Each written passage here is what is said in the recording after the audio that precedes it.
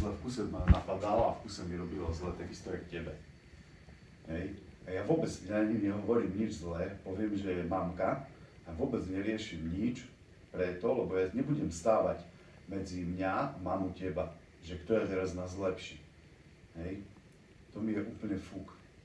Hej. A nechcem, aby mama rozprávala na Lenku, keď ju vôbec nepozná.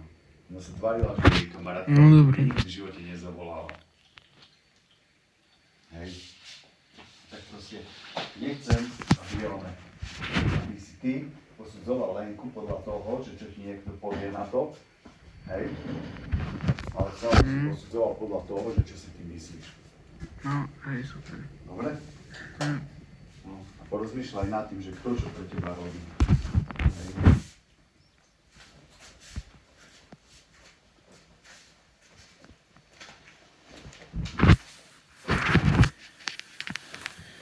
No jasno, tak akože ja som teraz nič ani nerozprával zle, tak neviem, či čo sa No nie, ale čo ťa zaujíma. Ja nie, ja sa chcem s tebou porozprávať o tom, vieš. Teraz? Nie, normálne, že aby si pochopil.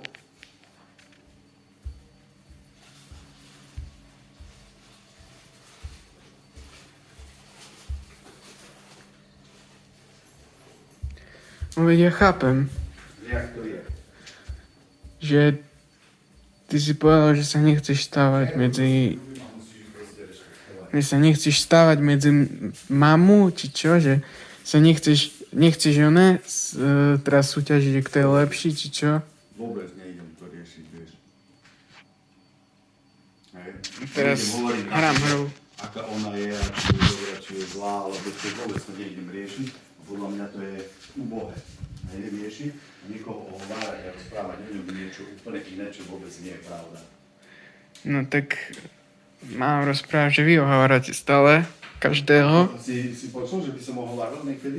Hej, na Eliáša rozpráva, že... Ja chcem v pohode a nepovedal som. Dobre, nie, to si nepovedal nikdy, ale... Dobre, nikdy si nepovedal na Eliáša nič, ale... Napríklad si povedal, čo ja viem, na Ríša. Na Ríša si povedal, si ho ohováral, že to je taký Ríšo, on nevie ani robiť...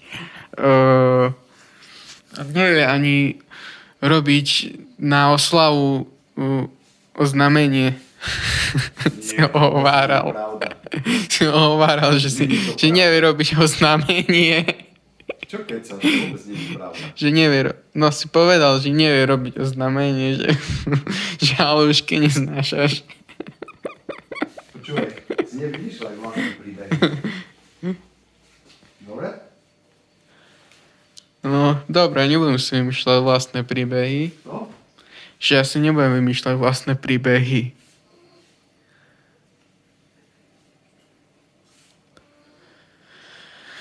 Fúha. Ale to si nevymýšľal vlastné príbehy, ty si naozaj skutočne povedal, že to tak je.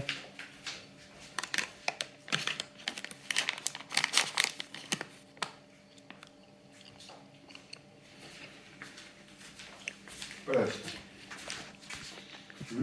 No naozaj si povedal na Ríša, že to je hlúposť. Presne, to je hlúposť. Že to oznámenie, čo Ríšo spravil, že je hlúposť. No, na začiatku sme sa bavili o tom, že to je hlúposť, ale potom to prerobil a vyzeralo to úplne inak. Hej, prerobil to? Lebo on to robil vlastne podľa seba, nerobil to. On to robil podľa seba, svojím štýlom, nerobil to pre babku, ale potom robil také, že to vyzeralo super, že to bolo také zhodné pre babku.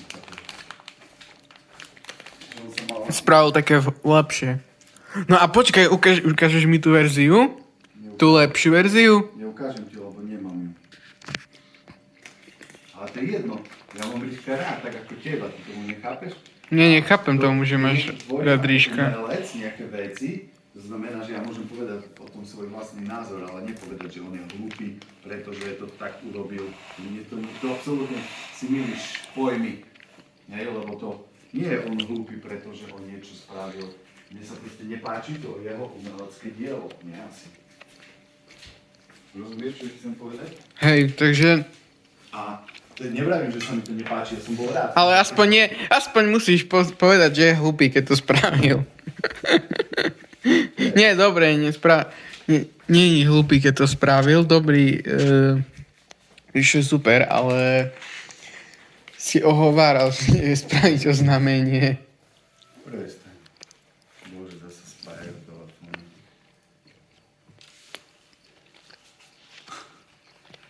A ty tiež dosť telefónom a nenahrávaj hlúposti, dobre?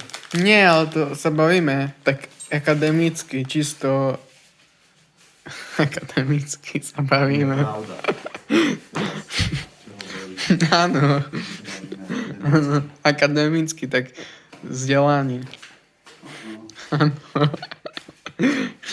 sa, lebo ty sa bavíš toto. Hypoteticky. Ani hypoteticky, ani akademicky. Ale hypoteticky aspoň hej, no. Keď to nie je pravda to, čo rozprávam, tak hypoteticky to je.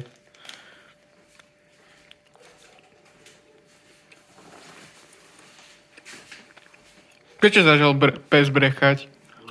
Nie, neprišla tu. Neprišla tu. Nemohla tu prísť, je to zakázané odo mňa. Ale presne, nechápeš, že ona príde za mňou, že ja chcem, aby prišla, že ju mám rád, že mu s tým presne. Hej, dobre.